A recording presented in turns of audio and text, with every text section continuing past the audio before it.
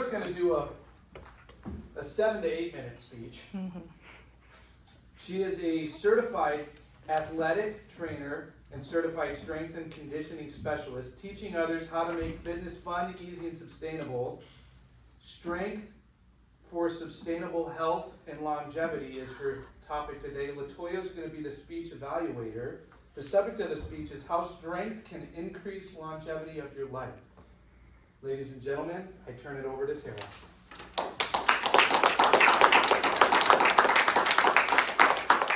Thank you, Mr. Toastmaster. Put this guy off to the side here. Fellow Toastmasters, guests on Zoom with us here, thank you for joining. Strength for sustainable health and longevity. In other words, get stronger, live longer. Did you know that muscular strength is protective? It increases our bone mineral density and helps our joints as we age.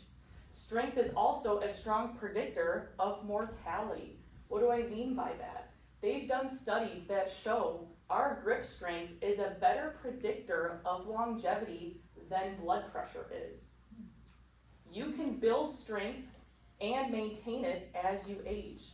Now, we lose about 3 to 5% of our muscle mass every decade after the age of 40. However, aging does not make you helpless. Here you can see, this is Sally. She is 75 years old. Yeah, get it, and she is deadlifting 200 pounds. Wow. Yeah, and she is doing it with great form as well. So this just goes to show that with proper form and a solid foundation of muscle, you can too pull 200 pounds off the ground at 75 years old. Now, the importance of sustainable strength. We all want to live longer, but what about having a higher quality of life? Being able to spend time with your kids, your grandkids, play with them, run around with them, your friends, being social, playing pickleball as we get older, playing tennis, your pets. I have a dog, I'm taking him for a walk almost every day. Even having the mobility to bend down and put their leashes on. Functionality and activities of daily living. So this looks like you all came in here today. We took a seat. We're gonna stand up once we leave this meeting. That's using muscular strength in the lower body. Carrying our groceries in, washing our hair, brushing our teeth.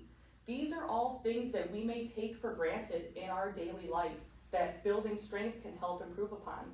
Living pain-free and living independently.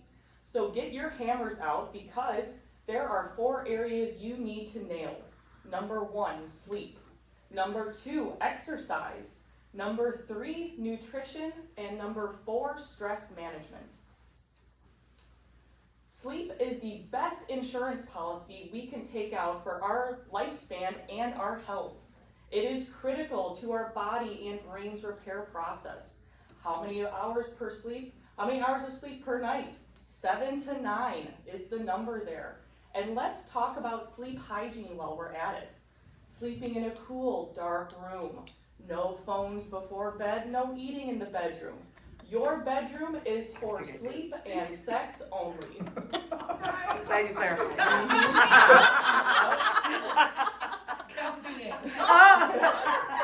That's right.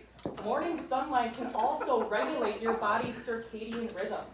Your body's circadian rhythm is the internal 24-hour clock. So when you wake up in the morning, I challenge you all, instead of pulling out your phone and looking at your emails, looking at your text messages, to walk outside in the first 1 to 2 hours of waking. Look up at the sky, not directly in the sun, but look up at the sky and let the light hit your eyes, let the light hit your skin. That's going to regulate your body's circadian rhythm, so you know when to wake up. Your body knows when it's time to fall asleep at night. How sleep deprivation affects our brain. This is a study that shows these little circled areas right there. That is our amygdala in our brain. And our amygdala is responsible for our emotional responses. Anger, we can become hyper-emotional with sleep deprivation, have increased anxiety. This also increases our fight or flight responses, increases our stress hormones, which is not good for our muscle and bodybuilding repairs. It can actually break down muscle fiber.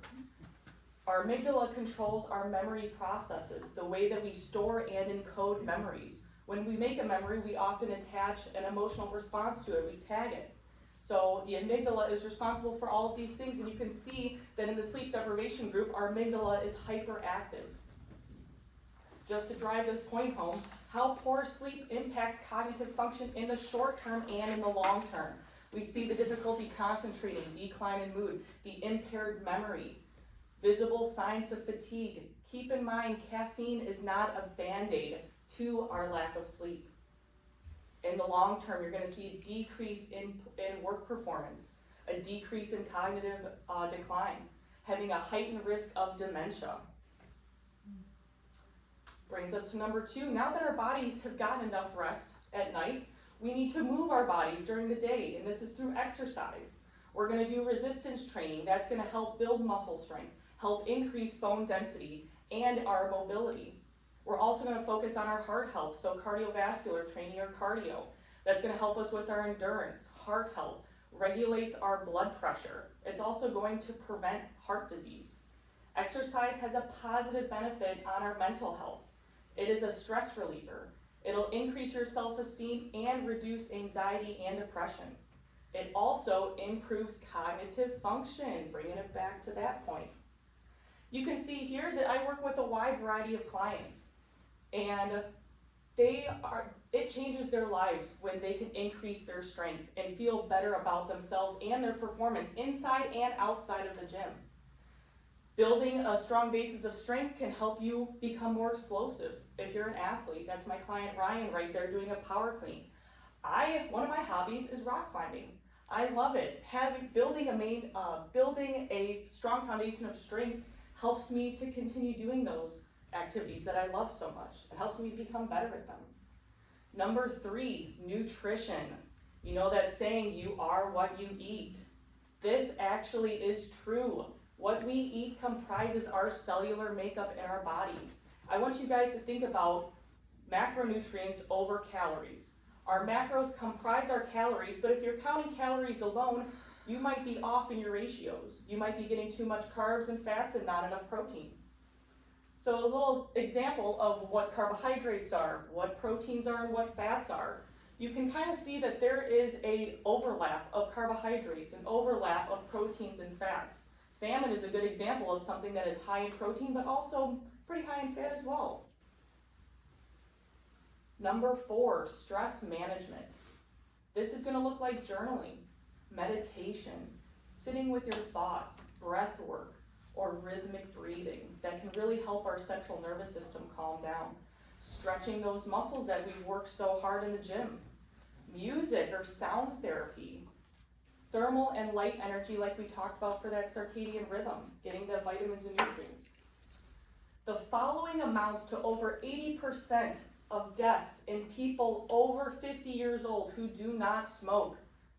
That would be the 4 horsemen: heart disease, cancer, neurodegenerative diseases like Alzheimer's, insulin resistance like type 2 diabetes.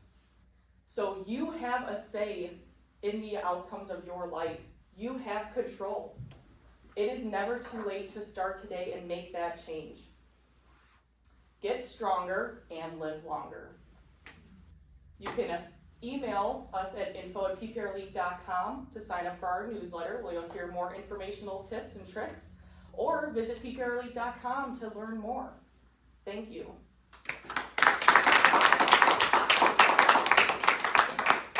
Thank you, Tara, and I'm sure we're all going to go home and do some body weight squats at least. Yeah. It's the least we can do, and the one line that we're going to remember is to get out the hammer, because these are 4 things we're going to nail. Yep. I love that. Thank you. I don't think I'll ever forget it. I may use it a couple times. Yeah. You know, and I'll be like, I know where that came from. Anyways, we've got about 15